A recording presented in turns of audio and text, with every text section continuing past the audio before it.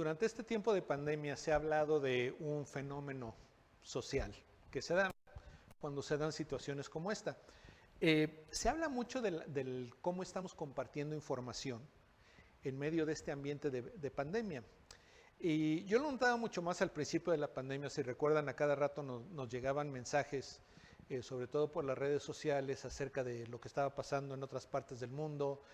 Había muchos es que tengo un conocido que es doctor y él me dijo tal cosa. Te mandaban, oye, este remedio es buenísimo, tienes que estar comiendo tales, me acuerdo que recomendaba mucho comer aguacate, limón y cosas de esas. Como que la gente quería compartir información y lo que llama mucho la atención es que mucha de esta información no era correcta o no estaba completa, lo que llamamos hoy en día fake news, noticias falsas. Yo creo que la gente las compartía porque pensaba que era de un beneficio para la gente que recibía esta información. Y sí, obviamente parte del problema es que, vamos a poner que yo recibí un mensaje que decía, el cloruro de no sé qué historias es buenísimo en contra del COVID. Yo decía, no, pues esto está bueno, lo voy a mandar nuevamente, sin checar realmente la fuente, si era correcto la información que estaba recibiendo. Pero el punto que me llama la atención es por qué sentimos nosotros, como personas, como parte de una sociedad, de una comunidad, ese deseo de compartir información. Y creo que de fondo es un deseo de ayudar a otra persona. Recibimos una información que pensamos que puede ser de beneficio para alguien más y les mandamos esa información, se las ponemos a su consideración. Y si lo pensamos, eso es algo bueno. Sí sería bueno que la gente checara más que la información que está compartiendo es correcta, pero en general creo que ese deseo de ayudar a otros a enfrentar mejor las situaciones de la vida está bien. Otra cosa que he notado mucho, aquí mi community manager me pidió que me metiera yo a Instagram, que abriera una cuenta de Instagram, y le voy aprendiendo ya cómo se maneja eso. Me llama mucho la atención la cuestión de las historias, que llaman, cómo las personas suben fotos o videos de lo que ha sido su día o muchas veces de lo que están haciendo. Y creo que ese compartir, o cuando nosotros compartimos este tipo de cosas, tiene que ver con cómo queremos relacionarnos con las personas que reciben esta información. En cierto sentido, en cómo queremos que nos vean, queremos que nos conozcan. Entonces, la información que nosotros compartimos y en esta situación de pandemia y en el tiempo que nos ha tocado vivir, se da a través de redes sociales. Hay dos aspectos en ello, puede haber otros, pero hay dos que estoy señalando ahora. Uno es que nos gusta compartir información que creemos que va a beneficiar a alguien más. Y la segunda es que queremos compartir información que ayuda a otras personas a conocernos de tal manera que se relacionen mejor con nosotros.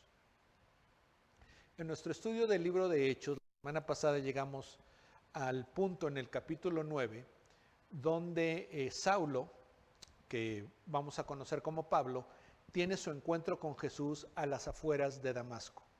Y hacíamos el punto de que esto fue una conversión radical, que cambió su vida totalmente. Hoy vamos a ver que parte del cambio que se da en Saulo, en Pablo, este cambio radical, tiene que ver con lo que Saulo piensa que es importante comunicar, tanto de información acerca de Dios y el mensaje de Dios, como de información acerca de sí mismo.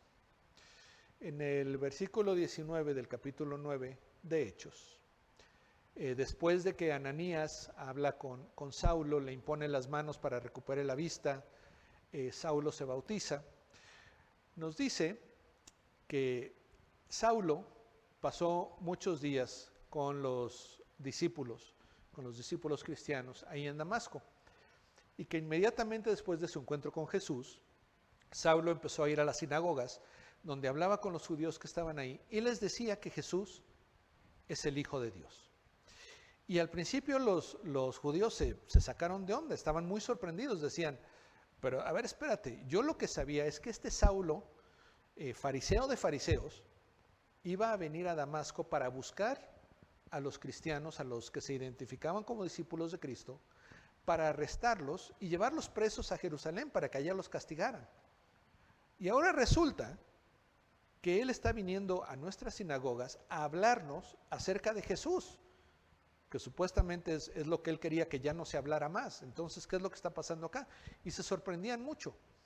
Y nos dice que Saulo continuaba hablando y presentando a Jesús como el Mesías. Y aunque estos judíos querían argumentar en contra de lo que Saulo presentaba, no encontraban cómo, porque Saulo estaba muy fortalecido, muy bien preparado para presentar sus argumentos. Y llega el punto entonces que estos judíos de Damasco, como ya no ven qué hacer con Saulo, piensan que la mejor solución es matarlo.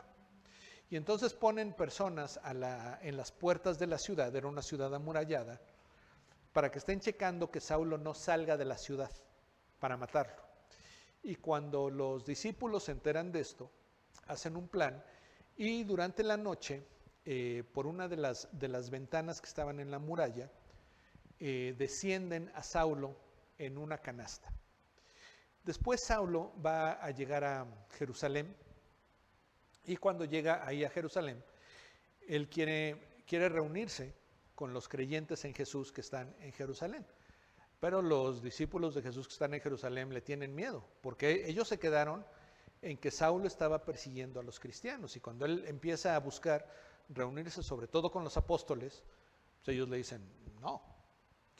Pero Bernabé va y se entrevista con Saulo y él lo lleva con los apóstoles y les dice que Saulo efectivamente ha tenido un encuentro con el Señor Jesús, que el Señor Jesús le ha hablado directamente a Saulo y que Saulo en Damasco ha estado presentando el mensaje de salvación de Jesús a todas las personas. Y entonces ya los discípulos, los cristianos en Jerusalén reciben a Saulo, Saulo se vuelve parte de su comunidad y él inmediatamente empieza a ir a las sinagogas ahí en Jerusalén a hablar de Jesús como el Mesías prometido por Dios, como el cumplimiento de la promesa de redención de Dios. Y nuevamente los judíos no pueden en contra de los argumentos que Saulo le está presentando. Y en particular había un grupo de judíos de trasfondo griego, de cierta sinagoga, que desarrollan un plan para matar a Saulo. Los creyentes, los cristianos se enteran de esto y deciden que lo mejor es que Saulo se regrese a la ciudad en donde era, que era Tarso, y entonces lo llevan a un puerto en el mar Mediterráneo, donde él se embarca y va hacia la ciudad de Tarso, donde él se va a vivir. Y nos narra el escritor de Hechos Lucas que la iglesia en Judea, en Samaria y en Galilea disfrutó de un periodo de paz, donde la iglesia crecía y donde los seguidores de Jesús andaban en el temor del Señor y la fortaleza del Espíritu Santo. Lo que vamos a ver en esta historia, vamos a entrar ahorita, es que parte del cambio radical que se da en la vida de Saulo, cuando Saulo tiene su encuentro con Jesús, tiene que ver con el mensaje o con la información que Saulo decide que va a compartir, que va a proclamar de ahí en adelante. Hablamos hace una semana cómo Saulo se levanta ese día que tuvo su encuentro con Jesús, con ciertos planes, ciertos sueños, ciertos deseos, ciertas relaciones, cierta posición dentro de la sociedad. Y para cuando él se acuesta esa noche, todo eso ha cambiado radicalmente. Y parte de lo que cambia también es el mensaje. Ese día cuando él se levanta, su mensaje es: este grupo de personas que se identifican con Jesús, que se dicen cristianos, no solamente están equivocados, sino que son un peligro para el pueblo de Dios y deben ser eliminados. Para cuando él se acuesta, él dice: toda la gente necesita escuchar el mensaje de redención en Jesucristo. Y cambia totalmente su mensaje. Y lo vamos a ver de ahí en adelante, conforme continuamos en el libro de Hechos y conforme vemos en las epístolas cómo se desarrolla la vida de Saulo, de Pablo, después de este encuentro con Jesús. Su enfoque es proclamar a Jesús como el cumplimiento de la promesa de Dios de que Él iba a enviar a un Mesías que iba a encargarse del problema de pecado que hemos tenido desde Adán y Eva, que no podemos resolver nosotros mismos. Y que a través de la obra de Jesús entonces íbamos a poder tener una relación con Dios como nuestro Padre, siendo verdaderamente sus hijos y disfrutando la vida que Él tiene para nosotros. Ese fue el mensaje de Saulo de ahí en adelante. Y como cristianos, ese debe ser también el principal mensaje que nosotros queremos compartir, que nosotros debemos compartir. Jesús lo dijo en Hechos, lo de Hechos, si recuerdan, Él le dice a sus discípulos y a través de ellos nos lo dice a nosotros, que recibiremos poder cuando venga a nosotros el Espíritu Santo. Y el resultado de ese empoderamiento va a ser que vamos a ser testigos de Jesús en donde quiera que estemos, en donde quiera que Él nos lleve. Vamos a ser testigos de Él, vamos a hablar de Jesús, vamos a presentar la obra redentora de Jesús. Jesús lo dice también en los evangelios. En el evangelio de Marcos le dice a sus discípulos que deben de llevar el evangelio a toda criatura. En el evangelio de Mateo nos dice que debemos hacer discípulos de todas las naciones. Y esto tiene que ver con el mensaje de redención en Jesús. Como cristianos debemos tener nosotros una dedicación especial a compartir el mensaje de salvación en Jesús a tantas personas como sea posible.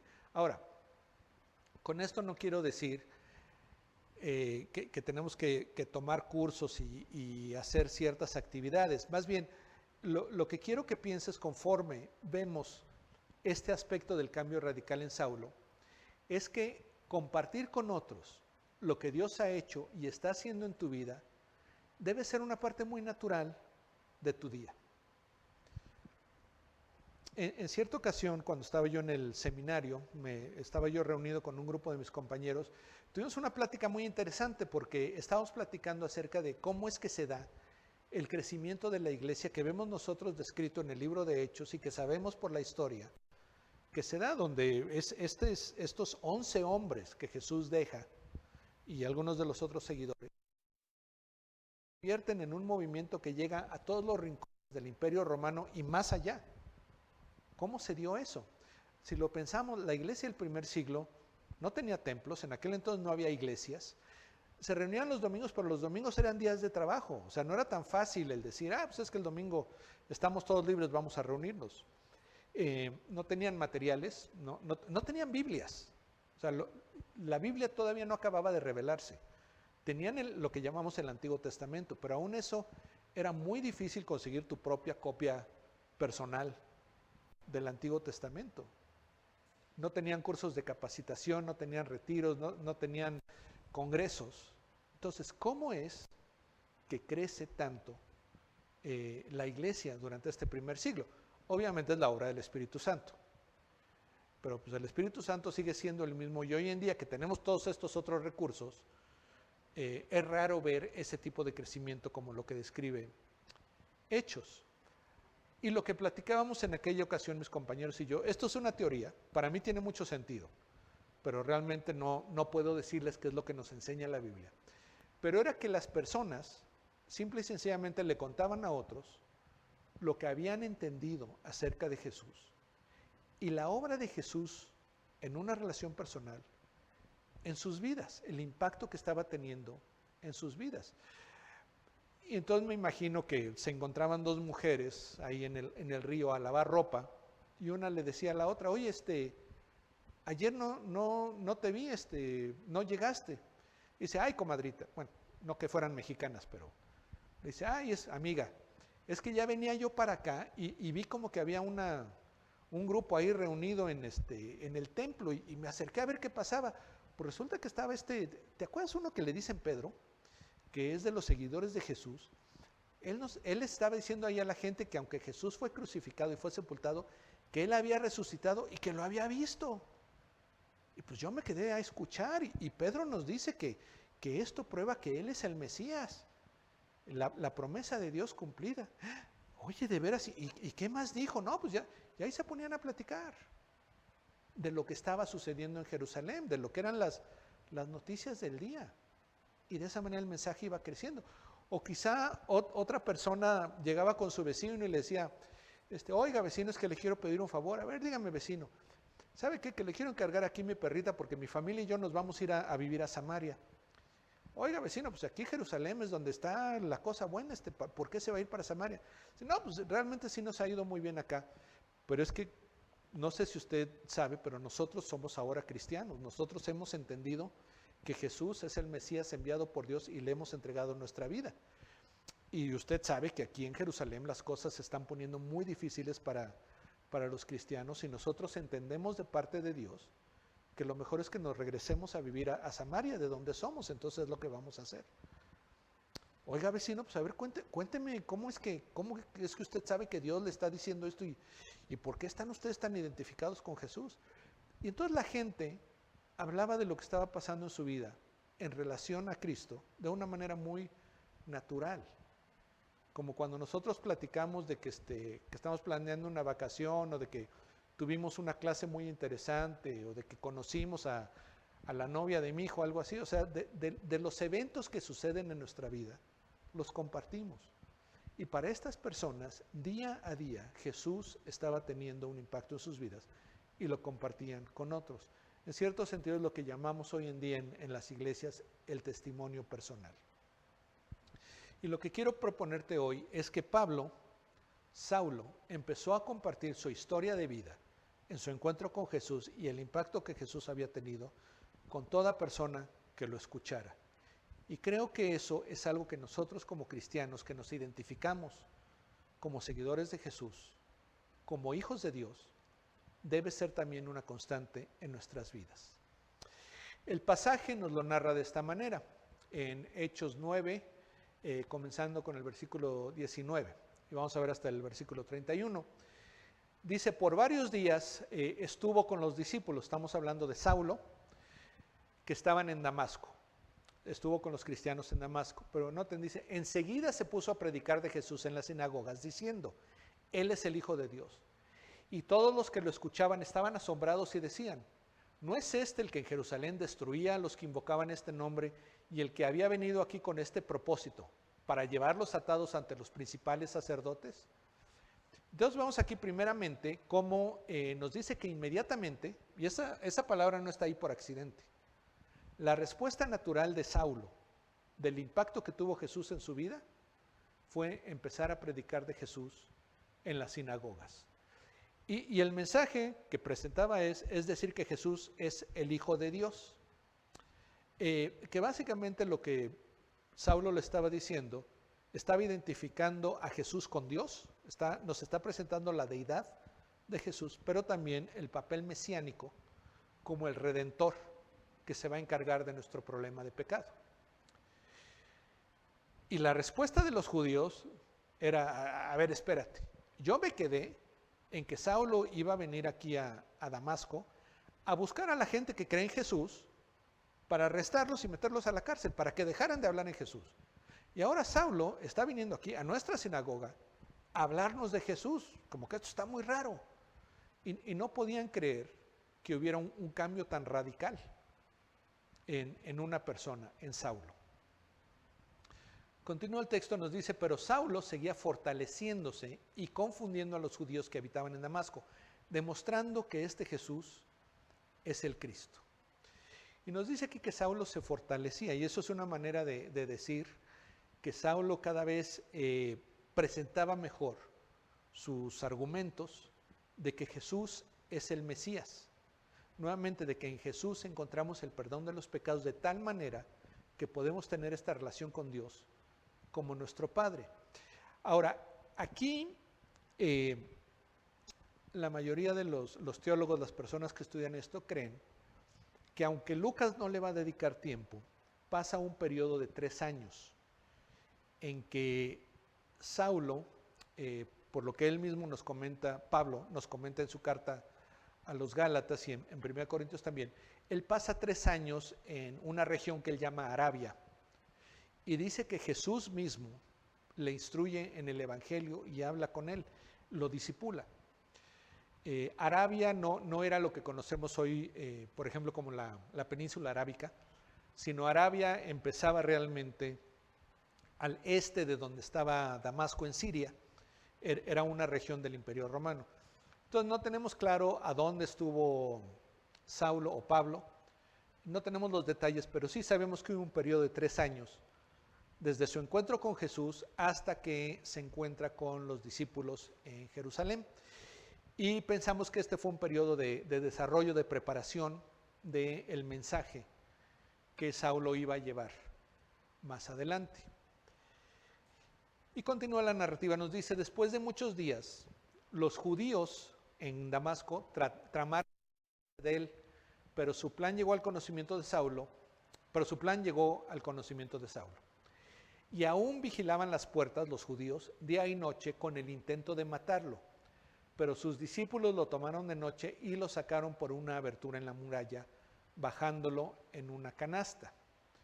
Y vamos acá cómo llega un punto en que los judíos de Damasco, como ya no pueden argumentar en contra de lo que Saulo está diciendo de Jesús como el Mesías, la mejor solución que se les ocurre es matarlo. Que ahí debe llamarnos la atención, como en lugar de decir, oye, pues si no podemos demostrar que él está mal, deberíamos considerar su mensaje. Pero más bien dicen, es que esto es una molestia para nosotros, lo mejor es matar a esta persona. Y un punto interesante ahí es que nos dice que son sus discípulos los que lo ayudan a escapar. Y ahí se refiere a los discípulos de Saulo. También por esto pensamos que es acá donde pasa un periodo de tiempo, porque en este punto ya había un grupo de creyentes cristianos que se identificaban primariamente con Jesús, o totalmente con Jesús. Ellos decían, somos cristianos, somos seguidores de Jesús, hemos recibido el perdón de nuestros pecados por la obra de Jesús, y la persona que nos ha enseñado es Saulo, por eso dice sus discípulos. Y ellos son los que en las murallas de estas ciudades las casas se construían hasta la muralla, y entonces algunas casas tenían una ventana hacia afuera, y por ahí sacan a Saulo. Eventualmente él llega a Jerusalén, y cuando llega a Jerusalén, dice, trataba de juntarse con los discípulos, pero todos le temían, no creyendo que era discípulo. O sea, como que ellos se quedaron en que Saulo estaba buscando a cristianos para meterlos a la cárcel. Y cuando Saulo empieza a preguntar, oigan, ¿alguien me puede decir cómo puedo reunirme con Pedro? ¿Cómo puedo reunirme con Santiago? Decían, ¿saben qué? No, o sea, nosotros no sabemos este cuate con qué nos vaya a salir. No creían que hubiera habido un cambio tan radical en esta persona que estaba comprometida, que tenía toda la intención y todos sus esfuerzos concentrados en terminar con los cristianos, y no querían reunirse con él.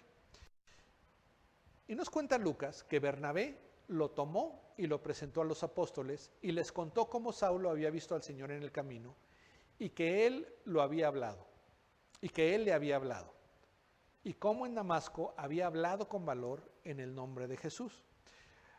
Si recuerdan a Bernabé lo habíamos visto anteriormente cuando nos habla de ese periodo en que la iglesia estaba a todo dar, había muy buena comunidad, y decía que muchas personas vendían sus propiedades y le llevaban el dinero a los apóstoles, y menciona ahí especialmente a una persona llamada José de Chipre, que tenía un terreno, lo vende y dice que le lleva todo el dinero a los apóstoles.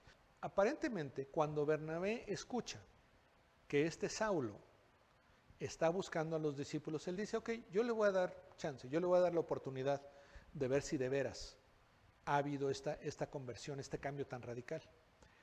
Y exponiéndose, porque realmente no sabía él si en verdad Saulo se había hecho cristiano, él se entrevista con él, y en esa entrevista Bernabé queda convencido de que Saulo efectivamente ha entregado su vida a Jesús. Y cuando lo presenta a los apóstoles, les dice 3 cosas acerca de Saulo. Primero, que Saulo había visto al Señor en el camino, había tenido un encuentro personal con Jesús. Segundo, que Jesús le había hablado, Jesús había tenido un impacto en su vida. Y tercero, que Saulo en Damasco había presentado a Jesús a otras personas. Y acá quiero que te detengas un momento y consideres si tú puedes contarle esto a alguien más, si tú le puedes contar a alguien más del encuentro personal que tú tuviste con Jesús, de ese momento en tu vida, donde tú entendiste quién es Jesús y que Él te ofrece la redención, el perdón de tus pecados para que llegues a ser hijo de Dios, basado en la obra que Él realizó cuando estuvo aquí en la tierra. Segundo, ¿puedes tú hablar del impacto que Jesús ha tenido en tu vida? Quizá no te ha hablado audiblemente o de una manera muy particular, pero en una relación personal con Jesús, ¿cómo ha Él impactado tu vida? ¿Qué cambios ha generado en ti? ¿Cómo te ha bendecido?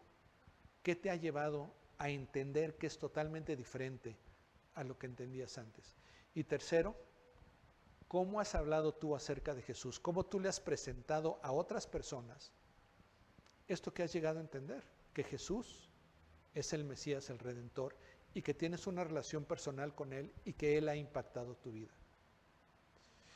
Hemos estado hablando de la comunicación a otras personas, del cambio en Saulo en cuanto al mensaje que él iba a compartir, y esto es de lo que estamos hablando, de que tú puedas contarle a otra persona lo que sabes acerca de Jesús, el impacto que Él ha tenido a tu vida y cómo tú has vivido, has cambiado tu vida en base a este entendimiento que tienes de este mensaje. No es la gran cosa, y si tú compartes eso con otras personas, vas a tener un impacto muy bueno en sus vidas. Y a raíz de esto, a raíz de que los apóstoles lo reciben, nos dice que estaba con ellos, con los cristianos, moviéndose libremente en Jerusalén, hablando con valor en el nombre del Señor. También hablaba y discutía con los judíos helenistas, pero estos intentaban matarlo. Pero cuando los hermanos lo supieron, lo llevaron a Cesarea y de allí lo enviaron a Tarso. Entonces aquí cuando dice que Saulo se movía libremente entre los creyentes, nos habla de que era ya parte de su comunidad, iba a sus reuniones, participaba en sus actividades, se identificaba con ellos totalmente.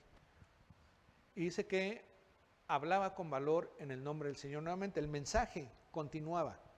Él se dedicó continuamente, a quien lo escuchara, él le decía: Jesús es el Señor, Jesús es el Mesías prometido por Dios, Jesús es nuestro Redentor, en Él puedes encontrar el perdón de tus pecados y la vida que Dios tiene para ti como hijo suyo, como hija suyo. Y nos dice que discutía con los judíos helenistas. Los judíos helenistas son judíos de trasfondo griego, de cultura griega. Y no sabemos si era este grupo en particular, pero es el mismo tipo de judío, de persona, que había orquestado el martirio de Esteban, cuando lo sacaron de la ciudad y lo mataron a pedradas. Entonces aparentemente era un grupo bastante violento. Y cuando los cristianos en Jerusalén se enteran de que estos judíos helenistas quieren deshacerse de Saulo, deciden que lo mejor es llevarse a Saulo, nos dice ahí que a Cesarea, que era un puerto en el Mediterráneo, y de ahí a Tarso, que era la ciudad de donde venía Saulo, y que quedaba al norte del Mediterráneo. Entonces aparentemente lo ponen en un barco ahí en Cesarea, de donde él se regresa a Tarso, y más adelante nos lo vamos a encontrar nuevamente. Y llegamos a este punto donde Lucas hace un resumen, que ya tiene, creo que van 2 o 3 anteriores, donde en la narrativa Lucas se detiene y nos habla del estado de la iglesia. Y aquí nos dice: entre tanto la iglesia gozaba de paz por toda Judea, Galilea y Samaria, y era edificada, y andando en el temor del Señor y en la fortaleza del Espíritu Santo, seguía creciendo. Entonces, primeramente nos habla aquí de que había un periodo de paz para la iglesia. Aquí las personas que estudian esto nos hablan de que probablemente hay un par de razones para esto. La primera que vemos en la misma narrativa de Hechos es que Saulo, que era el principal perseguidor de cristianos, el que había organizado todo este esfuerzo de deshacerse de ellos, ya no lo estaba haciendo. O sea, cesó totalmente en su intento de terminar con los cristianos, y eso resultó en cierta paz. No levantó otra persona que tomara esta tarea. Pero también nos cuentan los historiadores de que es en esta época que Calígula, emperador romano, se le ocurre la idea de poner una estatua suya en el templo en Jerusalén, y manda a uno de sus generales con un ejército muy grande y con la estatua para ponerla ahí en el templo de Jerusalén. Cuando los líderes judíos se enteran de esto, ven que es un gran problema que puede resultar en una rebelión armada en contra de los romanos y en la eliminación de los judíos o en restricciones muy severas para ellos. Y entonces ellos quieren negociar esto y empiezan a aliarse, a hacer estrategias, a hablar con los romanos. Eventualmente logran su objetivo, impiden que se ponga la estatua de Calígula en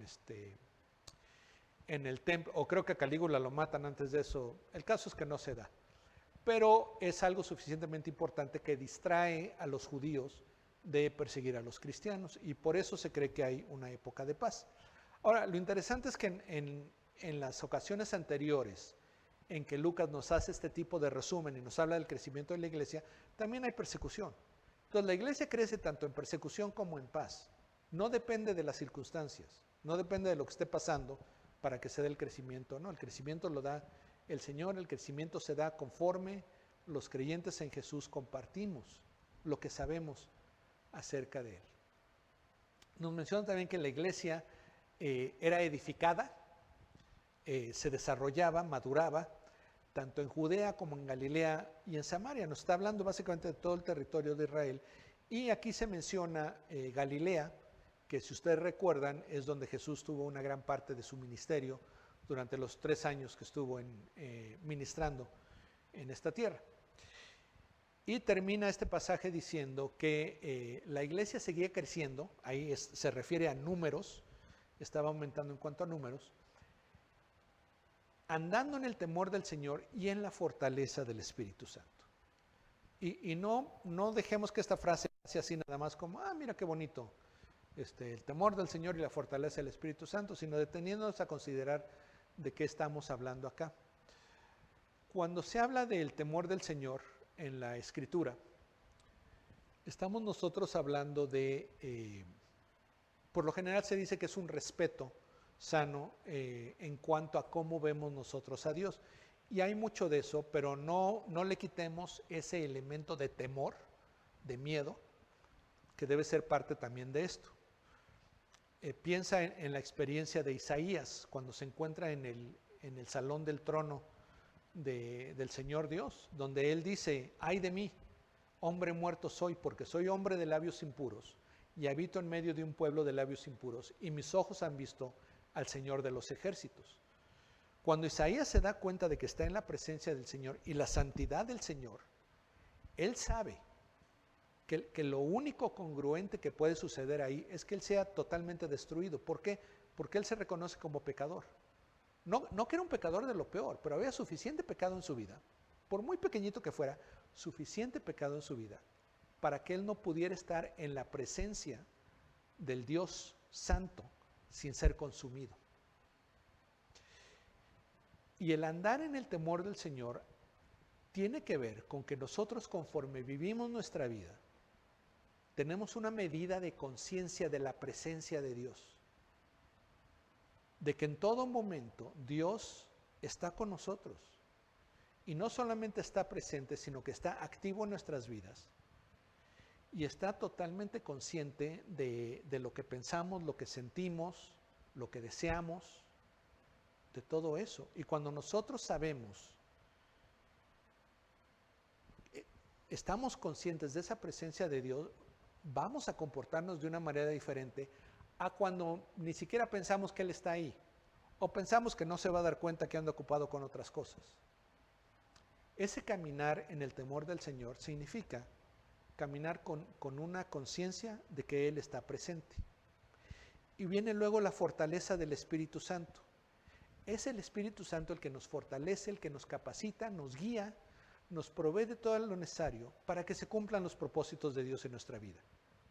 Y entonces, por una parte, yo veo el temor del Señor donde digo, es que Señor, yo soy un pecador. Aunque sea muy buena persona, hay pecado en mi vida. Y eso es suficiente para que yo debiera ser eliminado. Pero luego veo que el Espíritu Santo, en la gracia de Dios, por medio de Jesús, me ofrece el perdón de mis pecados y me ofrece el poder de Dios para vivir la vida que Él me dio. Y entonces, continúo yo teniendo esta conciencia de Dios, este respeto y este temor hacia Él, Y además me gozo de saber que en el Espíritu Santo Él me ha dado todo lo necesario para que yo viva la vida que Él tiene para mí. Y entonces me gozo de lo que tengo y todo lo demás pierde significado. Puedo entender que el mensaje de salvación en Jesús es lo más importante que yo puedo compartir. Que cuando yo comparto de la obra de Cristo en mi vida, me identifico con Él y eso es lo principal que quiero que otros sepan acerca de mí. Ese es el mensaje que yo voy a estar compartiendo. Y nuevamente, no es tan difícil. Tú piensa en tu propia vida, en tu propia experiencia con Jesús. ¿Qué es lo que conoces acerca de Jesús, lo que entiendes acerca de Él y de lo que Él vino a hacer, que te ha llevado a entregarle tu vida?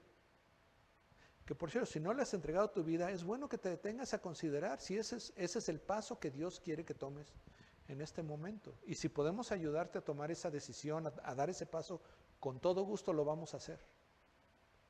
Pero primeramente, ¿qué es lo que conoces acerca de Jesús?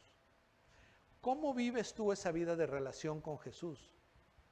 ¿Cómo se ve en cada decisión que tomas, en cada paso que tomas, en tus actividades, en tus hobbies, en tu trabajo, en tus relaciones? ¿Cómo se ve? ¿Cómo reflejan todas esas cosas que tú eres un hijo de Dios, que tienes esa relación personal con Jesús? ¿Y qué actividades estás tú desempeñando motivadas por lo que has recibido de Jesús y que te llevan a querer que otros experimenten esa bendición también? Cuando tú puedas compartir esto, hazlo, compártelo con otros. Y de hecho, esta semana quiero animarte de que le cuentes a alguien lo que Cristo ha hecho por ti. ¿Cómo fue que tú entendiste que el perdón de tus pecados se encuentra en Jesús? ¿O cómo es que Jesús te ha bendecido, te ha sacado de situaciones difíciles, ha provisto lo que has necesitado en situaciones donde pensabas que ya no había cómo? La esperanza que Él te da hacia tu futuro en esta tierra y en la eternidad. Habla con otros acerca de Jesús. Así como Pablo, que le dedicó su vida, yo no te digo que le dediques tu vida a proclamar este mensaje, pero sí que debe ser una parte importante y significativa de lo que es tu vida. Y vamos a pedirle a Dios que Él nos capacite para que así sea. Padre Dios, Señor Jesús, Espíritu Santo, queremos sinceramente decirte que queremos que nuestra vida, lo que comunicamos, refleje el hecho de que somos tus hijos, de que podemos decir que te conocemos y de que no creemos que haya nada más importante en nuestra vida que el hecho de que somos tus hijos, que tenemos esa relación contigo.